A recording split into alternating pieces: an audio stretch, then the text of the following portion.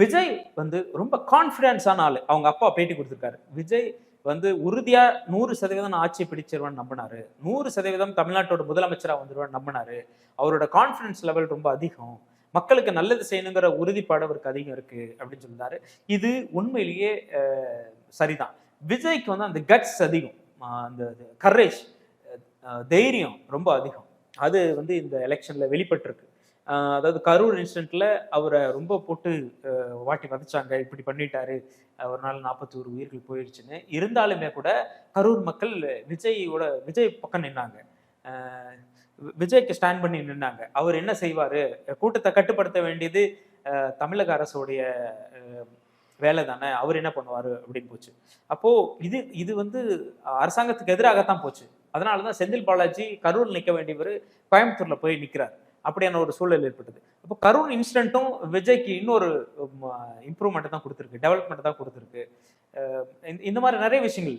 யங்ஸ்டர்ஸோட ஓட்டு, யங்ஸ்டர்ஸ் பெருவாரியான இளைஞர்கள் விஜய் பக்கம் நின்ட்டாங்க.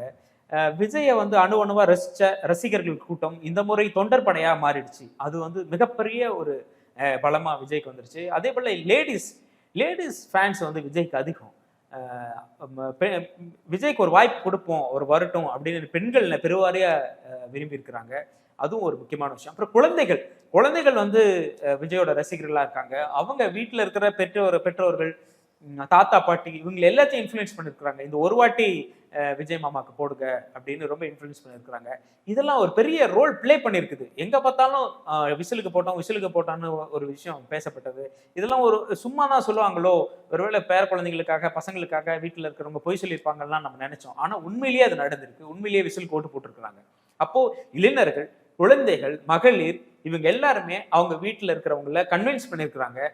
விஜய்க்கு ஓட்டு போடுவதற்கு இன்ஃப்ளூயன்சரா மாறி இருக்கிறாங்க.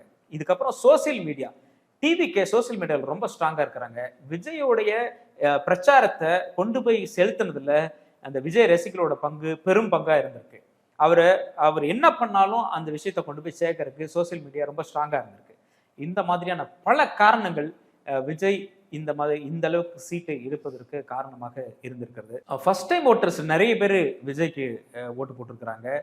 வெளிநாட்டில இருந்து வந்தவங்க நிறைய பேர் ஓட்டு போட்டிருக்கிறாங்க. இப்படி நிறைய வாக்குகளை பெற்றிருக்கிறாரு. தமிழ்நாட்டில் முதல் முறையா வாக்கு சதவீதம் 85% என்ற அந்த வரலாற்று நிகழ்வை படைத்தது. இந்த 85% வாக்குப்பதிவு வந்த உடனேயே சிலர் சொன்னாங்க உறுதியா விஜய் ஆட்சி அமைப்பாருன்னு சொன்னாங்க. அதே மாதிரி நடந்திருக்கு. உண்மையிலேயே இது வந்து ஒரு பெரிய விஷயம்.